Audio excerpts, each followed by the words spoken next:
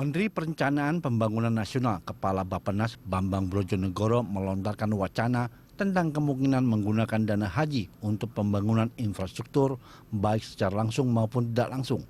Berdasarkan data Kementerian Agama tahun 2016, dana haji terbukukan sebesar 89,9 triliun rupiah. Jumlah itu diperkirakan bertambah menjadi 97,18 triliun rupiah pada tahun ini. Sementara di tahun 2020, jumlah dana haji diestimasi mencapai 119,37 triliun rupiah. Estimasi ini dengan asumsi bertambah setiap tahun sekitar 8 triliun sampai 9 triliun rupiah.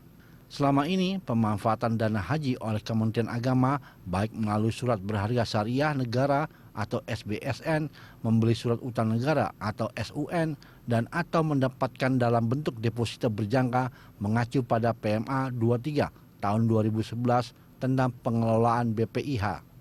Sementara Menteri Agama Republik Indonesia Lukman Hakim Saifuddin menyatakan tidak mengetahui wacana Menteri Perencanaan Pembangunan Nasional Kepala Bappenas yang menggunakan dana haji sebagai investasi dan pembangunan infrastruktur negara. Dia juga mengatakan tidak akan memakai dana abadi umat itu untuk pembangunan.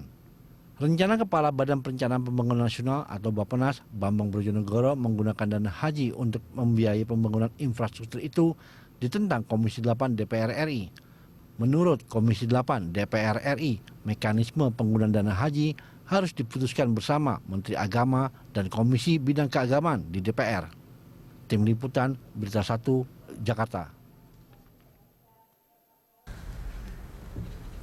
Dana haji untuk infrastruktur dengan tanda tanya, itulah tema dialog kita kali ini, dan di studio telah hadir anggota DPR RI Komisi 8 Maman Imanul Haq, dan kami juga mengundang Anda pemirsa untuk bergabung bersama kami dengan menghubungi nomor telepon yang nanti akan kami tayangkan di layar Anda.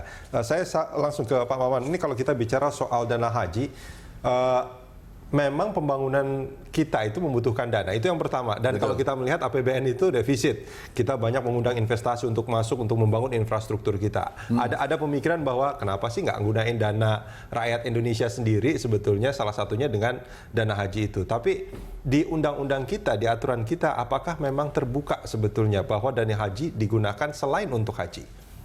Iya, kalau kita mengacu kepada Kepres nomor 22 tahun 2001 tentang penggunaan dana abadi umat ini, bahwa dana ini dikumpulkan pertama lewat efisiensi penyelenggaraan haji. Sebentar, ini yang dana yang sebetulnya diminta dana abadi umatnya atau dana hajinya atau yang jadi gini, dan dana abadi umat itu masuknya salah satunya itu dari dana haji itu. Betul. Nah, makanya kita harus mengetahui bahwa dalam Kepres itu pertama dana ini adalah dana dari jamaah haji termasuk yang belum berangkat. Ya, yang 15 tahun lagi atau 20 tahun. Atau ada yang sampai 30 tahun, seperti di Sulawesi itu. Nah, dalam Kepres itu dijelaskan bahwa dana ini boleh digunakan untuk beberapa kepentingan soal bagaimana memperkuat infrastruktur, tetapi berkaitan dengan haji. Begitu pula ekonomi umat dan lain sebagainya. Tetapi persoalannya adalah yang pertama soal apakah umat yang meminjamkan apa menyimpan uang itu, yang uangnya disimpan di sana itu sudah diajak bicara atau tidak?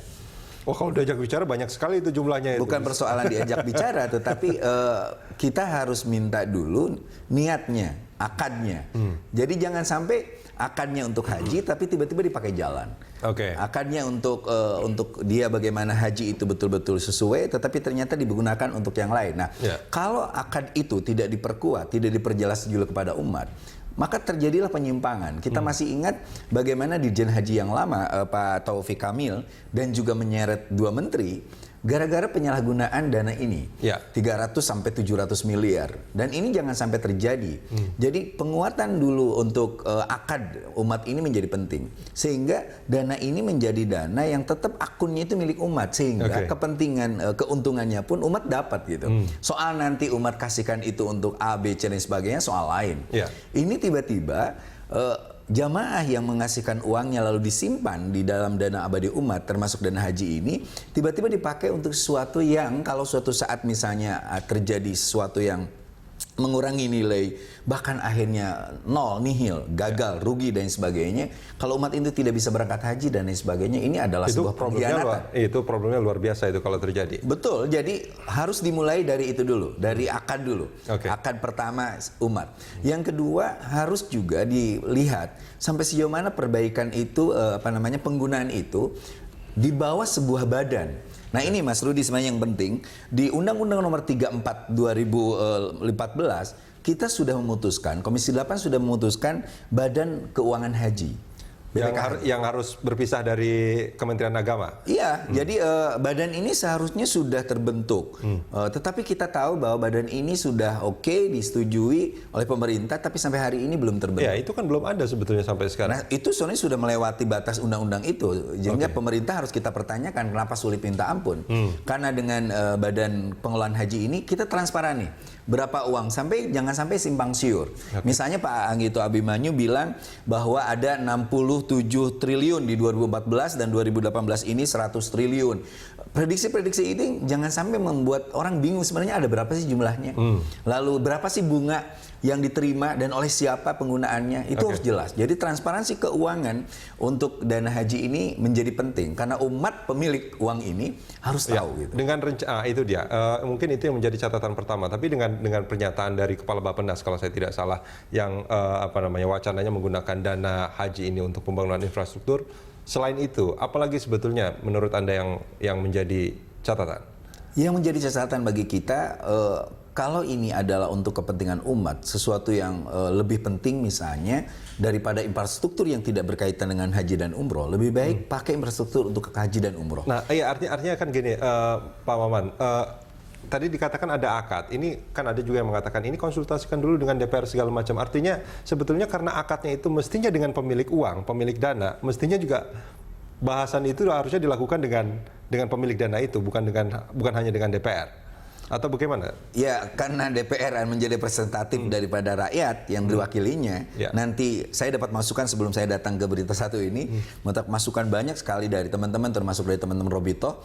Penting untuk memperjelas di mana uang itu berada, bagaimana penggunaan selama ini, kemanakan dana itu, dan pertanyaan-pertanyaan ini menjadi banyak. Sehingga Kementerian Agama aja lihat, bagaimana misalnya Menteri Agama bertanya, saya tidak tahu kenapa Bappenas. Nah, ini kritik kita sebenarnya, satu, birokrasi di kita itu lemah dalam soal komunikasi dan koordinasi antar mereka.